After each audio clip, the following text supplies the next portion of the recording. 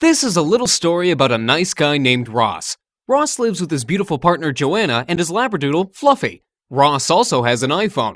He loves using it to make calls, check his emails, listen to music, play games, basically to do all of the ordinary things people do with their iPhones. And even though everything he does with his phone is really pretty basic, he still loves his iPhone.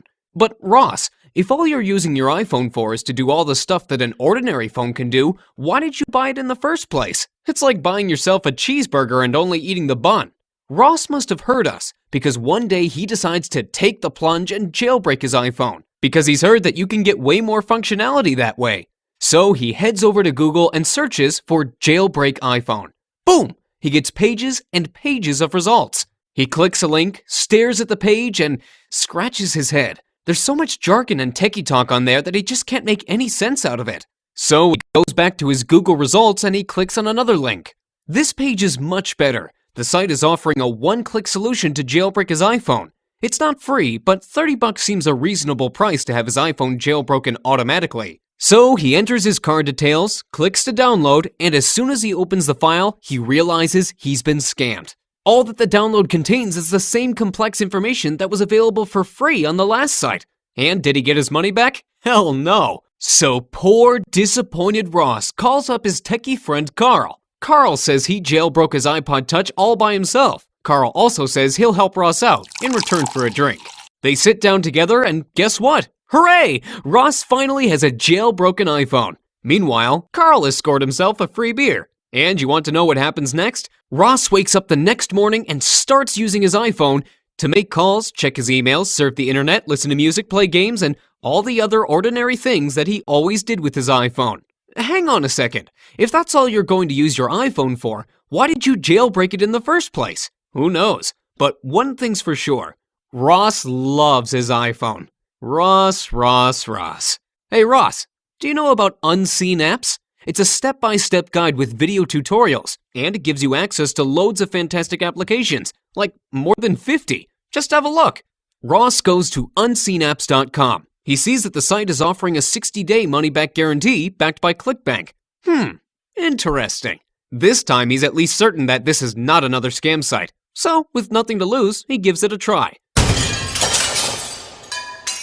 The very next morning when Ross's phone starts ringing, he sees it's a call from an unknown number. He absolutely has no idea who's calling, and even though there's no contact in his address book, Unseen Apps helps him fetch the name of the person calling automatically from an online directory right while his phone is ringing. He can even see the caller's picture, but that's not the only thing that's changed. Since he grabbed the Unseen Apps package, Ross can now share files with his friends with other Bluetooth-enabled phones. He can also send text messages and emails by just taking a photo of an article, perfect for when he doesn't have time to type. And Ross still uses his iPhone to send emails, but these days he adds a professional-looking HTML signature to all his mails. And now he always knows if his email was opened or not because he gets a notification when it happens. Ross loves his music. He has a huge collection, almost as old as him.